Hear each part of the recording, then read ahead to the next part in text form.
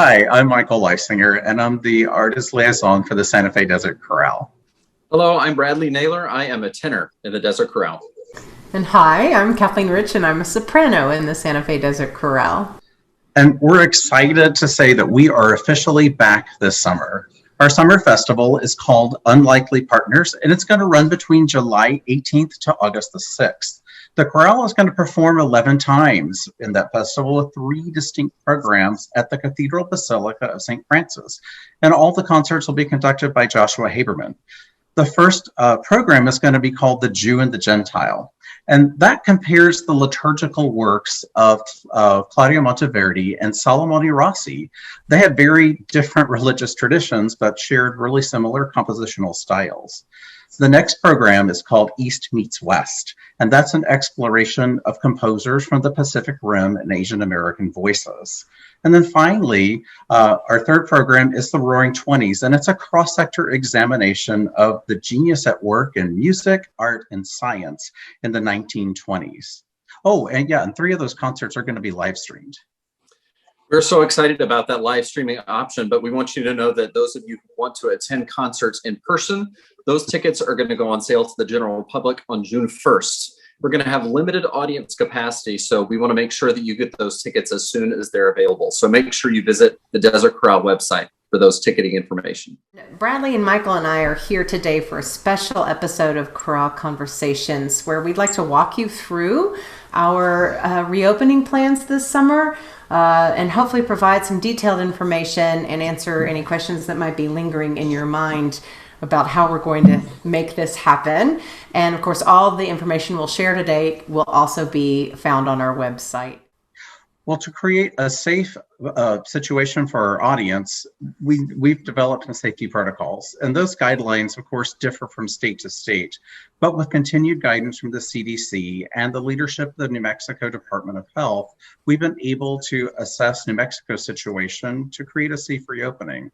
So, Kathlene, for our non-local artists, they've not been back in Santa Fe for over a year. So how are things in Santa Fe, and what's changed? Well, it's been quite the year and a half. New Mexico's done very well, actually. We were thankful that we had a governor who took it seriously from the beginning and shut us down. And mask wearing was never really in question. So our numbers, although a few scary moments, just like through the United States, have been pretty much under control for quite a while. And not only, true to New Mexico fashion, we didn't just do red to green. We were shooting for turquoise, which was above green, which I like that. I know, right? It's so New Mexico. Awesome. But we've been in turquoise for quite a while, and thankfully. And I think, the Desert Chorale has a safety committee. There are doctors on that board and the committee. And so they are, analyzing day to day, and we're doing everything we can to make sure that everyone feels safe. But just in general, especially in Santa Fe, it's been taken seriously the whole time. Vaccinations have been going nonstop, and I think we're one of the highest in the nation. I don't know, but that's great. All good news. And so I think that's what made the Desert Chorale feel like this was a very viable solution, that we could do the 33% capacity, and hopefully it'll become more in the summer, fingers crossed. But everything is good. Restaurants are operating, businesses, all the museums are back. So slowly but surely we're coming back to life. Lee, you're in Ohio and you've been teaching the university all year. What has that been like? Were you all online? Were you in person? What safety measures were you doing over there? I could talk for months about this, but I'm going to take 3 minutes. We have had the full gamut of experiences here at OU, and I think Ohio University is probably pretty typical. We have combined online instruction, asynchronous teaching over Zoom, using all of the technology that none of us studied in graduate school. And then at the end of the year, as numbers improved, we were able to do a significant amount of in-person rehearsing, and then ultimately a concert at the end of our year. Oh, that's great. I was on tour with the Singing Men of Ohio in March of 2020. when we got a call from the College of Fine Arts dean, and he said, y'all got to come home right now. And at that point, everything was pretty much shut down for 6 or 8 months. And all of us educators had to figure out, well, what is it that we do, and how can we approximate it if we can't be in the same room with our singers? And what is a conductor if they can't use their ears or their arms to lead musicians around them? And I think I've been trying to find the answer to that question for a long time. I would frame the last 15 months, 18 months as a combination of challenges and opportunities, right?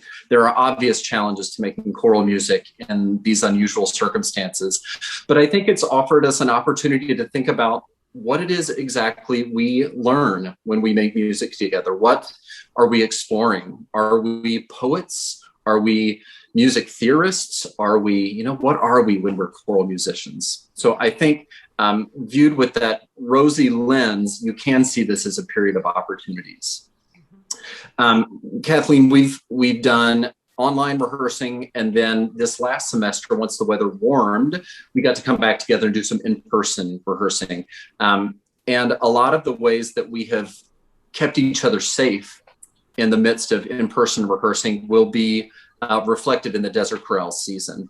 And that's been a combination of kind of 4 things. One is masking, one is limited density in a choral setting, one is distance from each other, and one is just hygiene measures in terms of surfaces and how we care about the air around us. So all of my students wore masks the whole semester. It came to be just part of their uniform, just like their folder and their pencil and their water bottle and their tuxedo and their mask.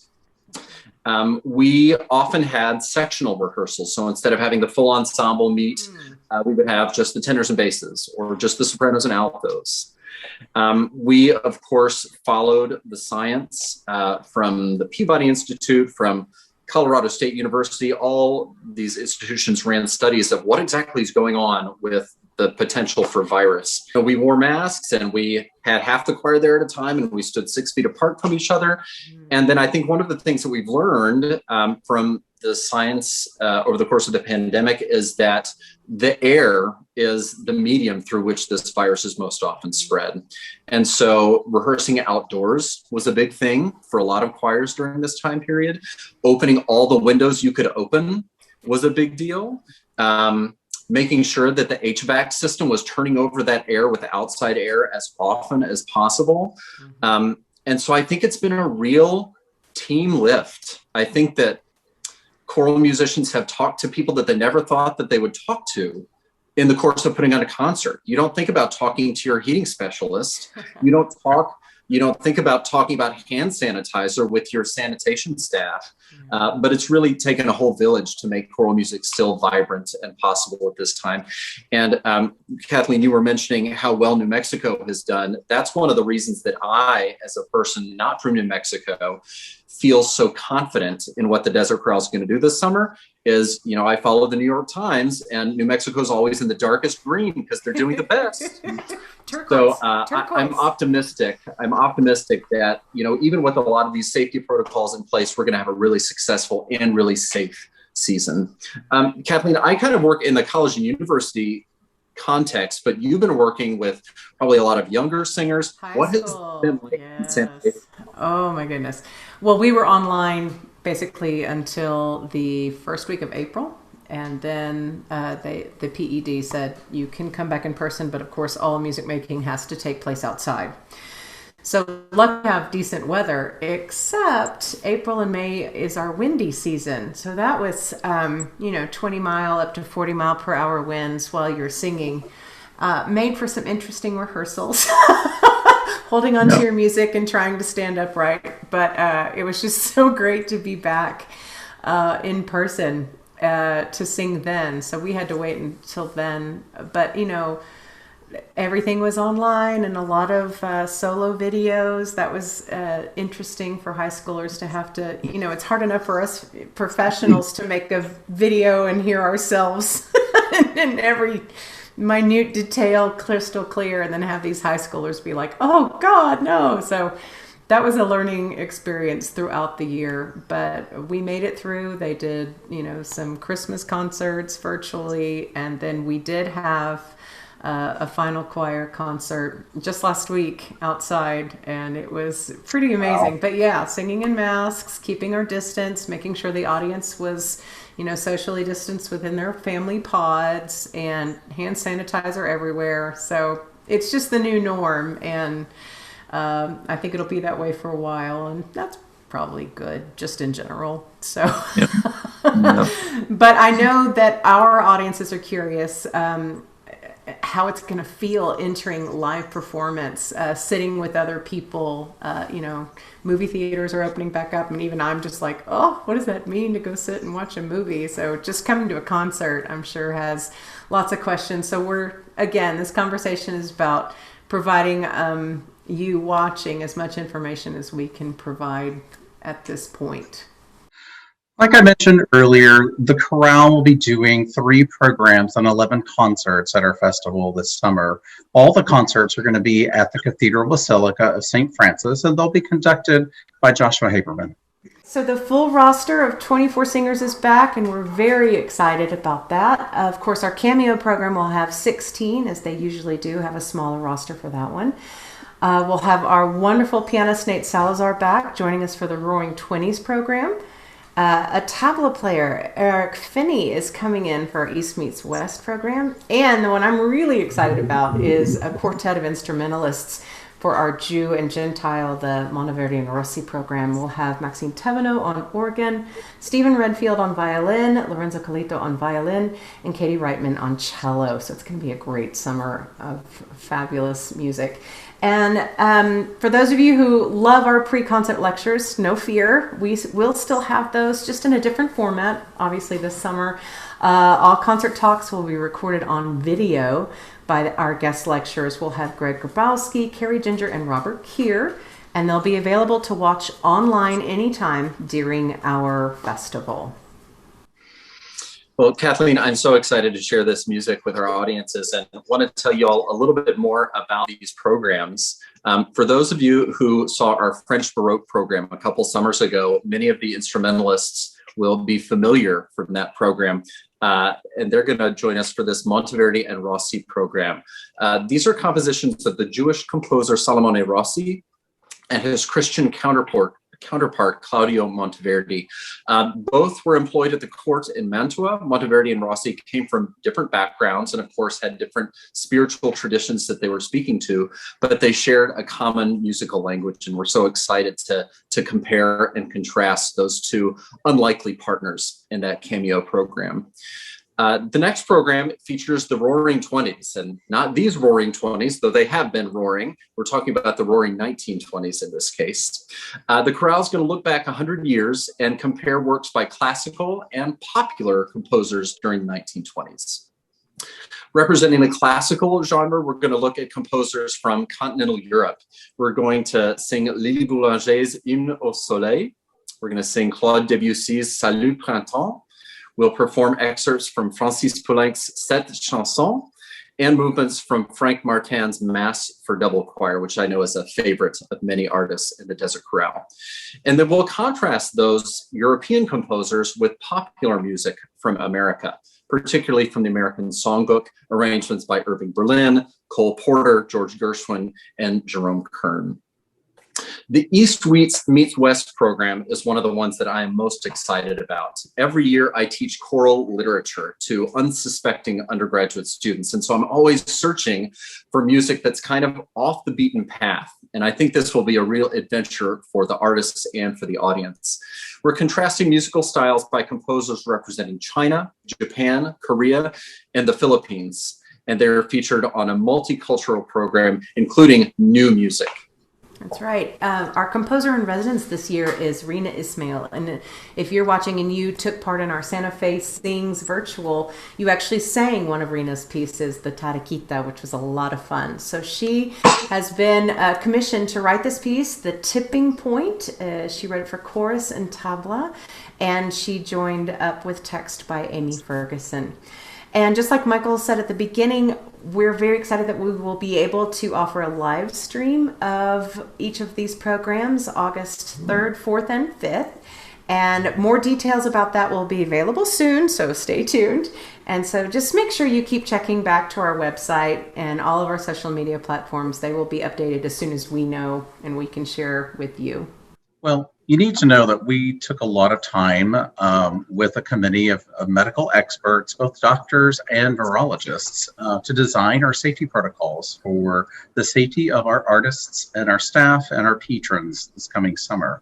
So just to kind of highlight some of the protocols that we're implementing, all staff, volunteers, and artists will be fully vaccinated as of June 30th, 2021. And all patrons are encouraged to be fully vaccinated as of 2 weeks prior to any concerts that they plan to attend. Patrons will be asked to answer a questionnaire regarding vaccination status at the time of ticket purchase. However, proof of vaccination will not be required for entry into our concerts. Masks are required for everyone involved, and masks must cover your nose and cover your mouth.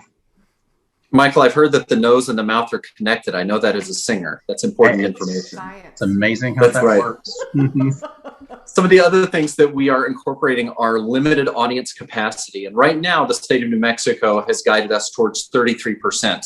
It's important that you know that that may change. And just a reminder to get those tickets as soon as they come on sale June 1st.